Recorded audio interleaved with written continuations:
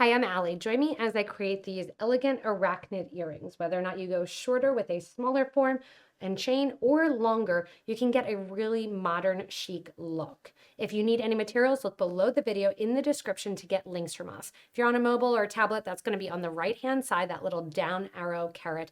Click there and you can gather your supplies. So to get started on our design, there are two very important tools. You are going to want a bead ruler and you are going to want a thread burner.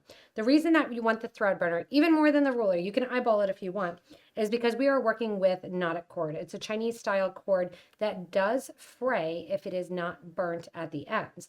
But because it is a cord that is going to be burnable, that's great for our point and purpose. So the first thing that we want to do is take our knotting cord and we are going to cut 5 strands of the knotting cord. 4 of them are going to be at 5 inches. And then we have another one that's a little bit longer that's at 7.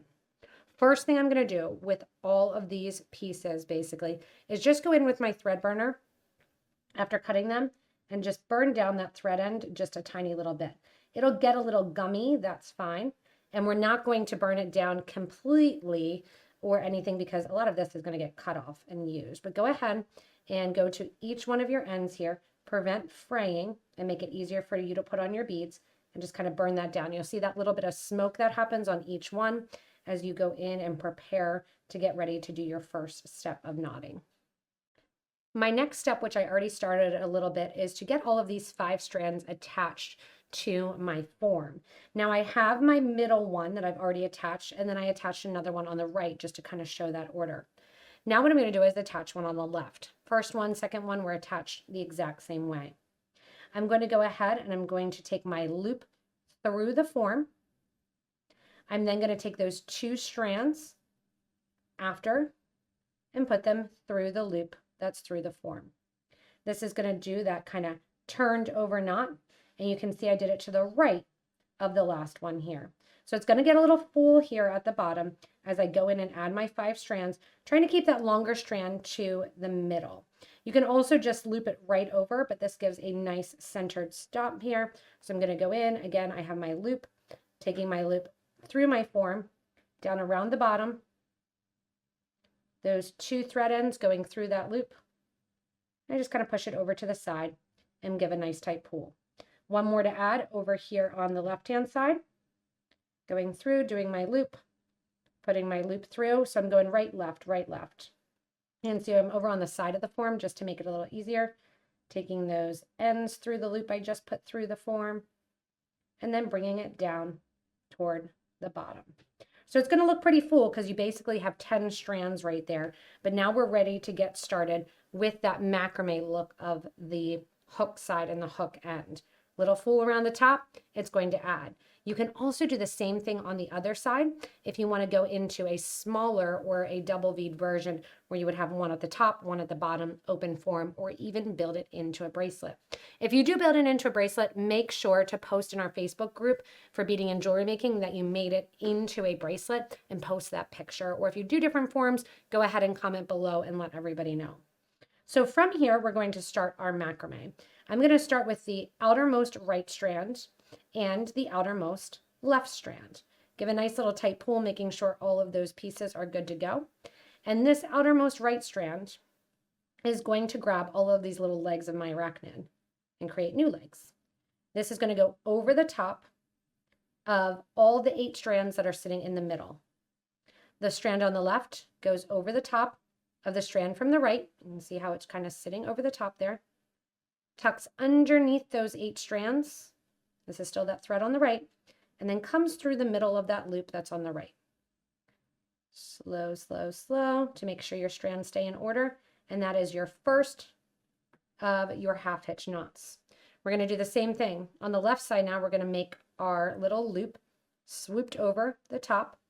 On the right side, the right strand is going to come over the top of that little swooped end. Tuck underneath all those strands. Once you learn this, you can even make plant hangers. And then it's going to come through the middle of the loop on the left. I also have lots of macrame videos, which we'll link to as well. And from here then, we're going to go in, give a nice tight pull, And those strands are now done. And they're just going to hang out there ready and waiting for my seed beads and knots to be added after. From here, guess what? I get to do my next rightmost strand, my next leftmost strand. And I kind of try to make sure, if I can, that it is truly the right and the leftmost outer strands, not coming from the middle. Just going to make it sit a little bit better. Same deal here. Now that it's established, it's a little bit easier to hold. Strand on the right goes over top of those 6 remaining strands. Strand on the left crosses over that end, picking up those 6 strands. That strand on the left gets tucked around the back and comes out through the middle. Give a nice tight pull. And now we're doing the same thing on the opposite end, being consistent. Going through, and strand that's on the left goes over the top. Strand on the right goes over that end, through the back, kind of around town, and through that middle. Making sure all those other strands stay in the middle of that knot. There we go. That guy is done. If you need to, we also do sell macrame boards or knotting boards. They're easy. You can kind of pin down and hold on to. That's 2 of our knots that we want to do. Now we're going to pick another cord, rightmost, leftmost. If you can keep that center 2 cords long, that gives you more options, but it's not necessary because it's already longer than I need to be. Now I have 4 cords in the middle. Right cord goes over the top. Ignore those little spider legs hanging out there. So right cord over the top, left cord over that right cord end, making a little Snoopy head. Take that Snoopy ear section underneath and then through the Snoopy nose. Go ahead and pull that up next to the next ones. Each one, right and left, you do 2 times. You do 2 knots. One to the right, one to the left with that strand, and then leave them hang out there to get their seed beads. Once you have that, give that nice little tight pull. And I have 1 more to go to make kind of my 8-legged spider arachnid hanging out here. I'm going to pull those short strands, one to the left, tucking underneath that thread and saying, okay, here's where I want it to go. Right, here's where I want it to go left. And I'm going to knot on top of those 2 strands in the middle. Once we have all of our knots on our project, it is time to go in and to add our little seed beads. Now, the seed beads we're using are 8O seed beads, and I've chosen to use some check-coated seed beads, which means the holes are a little bit smaller than normal. You can certainly use Toho ones. They have a little bit bigger of a hole, but how do you deal with that problem? Number 1, I have a reamer sitting here. Anytime I go in, I like to have a beading all ready to go, especially when I'm knotting, in case I need to take any knots out. Number 2, we're going to use the ends of our strands here. We're not doing anything with the middle 2 yet. We're going to take the little legs of our bug and we are going to attach the seed beads to it. Using our wire cutter, scissor, whatever you're choosing to use, I'm going to take the end here and just kind of cut at an angle. You could have done this originally as well, kind of up to you.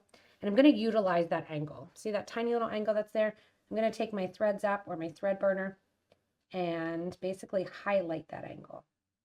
Heating it up, just taking it right over smaller and making that angle almost more into a point.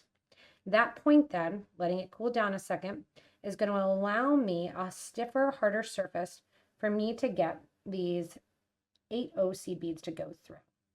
Just kind of spin them on, they'll go on a tiny bit, and then you pull them on. Once you have them on there, you are going to kind of push the rest of the ones down and you're going to just do an overhand knot to get it in place. So I'm just taking my knot. Again, if you need that beading awl or that reamer, that's helpful. That works for you. And I'm going to pull that knot as close as I can down next to that 8O seed bead. So this just takes a little practice. If you're not familiar with tying knots, go ahead and put your beading awl in, push it right down next to your bead, and then pull your string, pushing them kind of opposing against one another. This is how you do pearl knotting too. And that's going to get that knot as you move it along nice and close to your project. Once you get into it and you do a lot of knotting projects, you're good to go. Once that is there, okay, that's step number 1. Step number 2 is to make sure this knot is not going to come apart. Cut that knot pretty close, leaving about a 1/8 of an inch here. And then we're going to burn down this edge. And you can see my thread burner is getting a little tacky. Burn it down nice and close, kind of pushing it down there. That way it ends right after the bead, and that keeps it from falling off. I'm going to continue to do the exact same thing to the 4 strands on the left and the 3 remaining strands on the right to get that same stacked look. Once you get those seed beads on the side and they're coming down in that nice layer, it's time to deal with our bottom pieces. So the first thing that I'm going to do is, just like we did on the side strings, create that overhand knot. How tightly you pull this overhand knot will determine how close those loops sit together. So if you don't want it to be too close, you want to pull it, that's kind of up to you. I'm just going to get that nice knot on top. For now, what I'm going to do is pull 1 strand aside, grab my 1 strand from the middle, and then just like we've been doing, either grab scissors, kind of cut on an angle, burn that down with a thread burner into a nice little point, and kind of get that gook. If you have a bunch of gook on your thread burner, a bunch of residue, go ahead and just, while it's warm, put it on a surface like wax paper, or not wax paper, like a hard wood or something, and just kind of clear that off. From here, I'm going to pick up my pearl. Now your pearl is going to be the hardest thing to get on here. So I'm going to go in and make this a little bit more stiff as I'm doing this. And you can always hang it down from a little loop if you want. So I'm going to make this into a little bit thinner, kind of more stiff by just taking my thread zap or thread burner and just kind of rubbing it right along, making it more feel needle-like, and then grabbing my pearl and having that stiffer end to kind of be able to rotate that pearl onto the cord and push it so it's coming out the other side. From there, if you want to, you can add a silver bead. You can kind of push that knot closer to the top. I'm just going to go in like we've been doing, overhand knot, push that down close to the pearl, as close to the pearl as you can. Grab that reamer if you need to, or the beading awl. Again, I could use silver at the bottom, kind of up to you, and that pearl will fall to that bottom. From here, I'm going to go in with my scissors, my wire cutters, whatever you want to use, make that end small, make this end small as well. And then you're going to go in once again with your thread zap or thread burner. Take this at the very end. This is easier to see with the bigger bead. And what I kind of do is almost mold or position that loop that's created after the knot down into the knot, and then use my fingers to press it again so you don't get it all spider webs. We don't want spider webs on our arachnid one here. This one here, move away from that pearl so you don't burn the finish off the pearl or check glass, and you're just going to kind of bend it up towards the top, let it fold over, and melt it against one of the other knots to finish up your necklace. Now what you do, or you finish up your earrings rather, what you do at the top, completely up to you how you want the design. So we can grab some wire, we can take another one of our big pearls, put that at the top. You can grab some 4mm Potomac pearls like I did here, put that at the top. You can even do some more bead weaving or hang another loop at the top like I'll show you here as we progress. Once all your knots are done and glued down via the thread zap, you can just add an ear wire nice into the top. You can add a pearl onto that ear wire, kind of make it your own. And I just wanted to show with this scrap of knotting cord the option to go in and actually make it a necklace, because I think it's a pretty awesome necklace. Going in, looping over the cord like we did at the beginning, taking that thread through, and then separating out those cord ends, creating that nice little necklace or pendant piece, adding some seed beads and pearls along the side to enhance that look. So while these are a pair of earrings, so much more can be done with this style of macrame and learning how to use and utilize some of your tools like the thread zap or the thread burner to make them happen. Thanks so much for joining me in creating these fun, elegant arachnid earrings. They're a different style with that micro macrame look that I love, especially coming into fall. If you want any materials, go ahead and look below the video in the description, press that show more button and click there. It'll get you to our site to get all of the materials that were used in this project. As always, don't forget to subscribe so you don't miss anything from us here at Potomac Beads, as we love to continue to inspire you. Stay tuned for our next inspirational design.